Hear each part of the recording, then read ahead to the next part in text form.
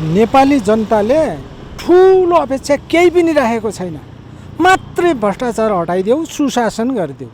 आजसम्म 35-40 वर्षसम्म कानुन बनाएर भ्रष्टाचार गर्ने भ्रष्टाचारीहरूलाई हटाइदिनुहोस्। बिन्ती छ, नमस्कार छ। मैले मेरो लागि भने होइन, यो सारा नेपाल 3 करोड नेपालीको लागि भनेको। भ्रष्टाचार गरेर कुन राष्ट्र छ संसारमा जो अलिकति उन्नति गरेको छ र?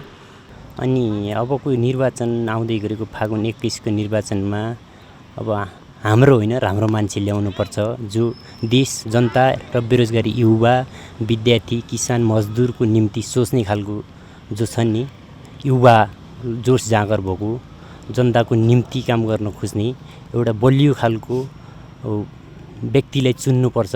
पार्टी प्यानल कुनै पनि नठानेर जनताको कामको निम्ति गर्न चाहने, सीमित राजनीतिको लागि मात्र होइन, जनताको विकासको निम्ति, गरिबीको निम्ति, अशिक्षितको निम्ति काम गर्न चाहने व्यक्ति ल्याउनुपर्छ भन्ने विचार छ। हामीले गरेको अपेक्षा त कुनै पनि हाम्रो देशको युवाहरूले विदेश जान नपरोस्, देशमै केही नभए केही गर्न पाओस्। अनि डकुमेन्ट भएको मान्छेले पनि बेरोजगारी भएर बाहिर देश जाने, डकुमेन्ट नभएको मान्छेले त्यो पक्षमा काम गर्न पाउने। अनि त्यसपछि नेताले पनि हाम्रो होइन, राम्रो मान्छे हेर्न पर्यो। अनि नेताले घर बनाउने होइन, देश बनाउन पर्यो। मेरो सोच त्यस्तै छ। सम्पूर्ण पार्टीबाट हामीले हेर्नु पर्दाखेरि सबै आफ्नै फेभरको मान्छेहरू मात्र राख्नु भएको छ। अहिले त धेरै पत्रकारी पेसाबाट पनि आउनु भएको छ, धेरै कोही क्रिकेटरहरू पनि उम्मेदवारी देखिरहेको छु, कोही मनोरञ्जनकर्ताहरू पनि देखिरहेको छु। त्योभन्दा पनि हामीले अपेक्षा गरेको चाहिँ देश विकास हुनु पर्यो।